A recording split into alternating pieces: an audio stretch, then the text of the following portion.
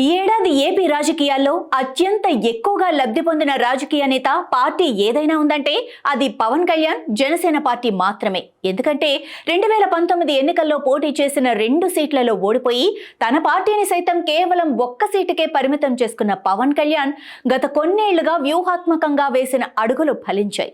ముఖ్యంగా చంద్రబాబు అరెస్ట్ ఎపిసోడ్తో తెలుగుదేశం లబ్ధి పొందగా ఆయన కంటే ఎక్కువగా పవన్ జనసేన లబ్ధి పొందాయి. దీంతో ఈ ఏడాది జనసేనకు పవన్ కు రాజకీయంగా ప్రాణం పోసినట్లయింది. గతేడాది చంద్రబాబు అరెస్టు ముందు వరకు ఒక లెక్క, ఆ తర్వాత మరో లెక్క అన్నట్లుగా పవన్ కళ్యాణ్ జనసేన పార్టీ పరిస్థితి మారిపోయింది. నంద్యాలలో చంద్రబాబు అరెస్టుకు ముందు వరకు ఆయనతో కానీ టీడీపీతో కానీ అంతగా టచ్లో లేని పవన్ కళ్యాణ్ ఆ ఒక్క ఘటనతో దూకుడుగా వ్యవహరించి వార్తల్లో నిలిచారు. ముఖ్యంగా చంద్రబాబును కలిసేందుకు హైదరాబాద్ నుంచి బయలుదేరుతున్న పవన్ విమానాన్ని అడ్డుకున్న జగన్ ఆ తర్వాత జనసేనాని రోడ్డు మార్గాన కూడా ఎంటర్ కాకుండా అడ్డుకున్నారు. దీంతో మరింత ఏపీకి చేరుకున్న పవన్ చంద్రబాబును రాజమండ్రి జైలుకు వెళ్లి కలిశారు. అక్కడే టీడీపీతో పొత్తు కూడా ప్రకటించారు. గతేడాది చోటు చేసుకున్న ఈ పరిణామాలన్నీ జనసేనకు పవన్ కు ఈ ఏడాది బాగా కలిసొచ్చాయి.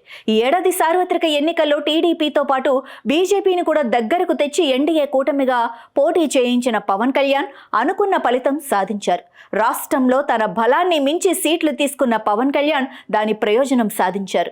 పోటీ చేసిన 21 అసెంబ్లీ సీట్లు 2 ఎంపీ సీట్లలోనూ జనసేనను గెలిపించి 100 స్ట్రైక్ రేట్ సాధించారు. దీంతో పవన్ పేరు దేశంలో మార్మోగిపోయింది. అలాగే ఎన్డీఏలోనూ పవన్ పలుకుబడి బాగా పెరిగింది.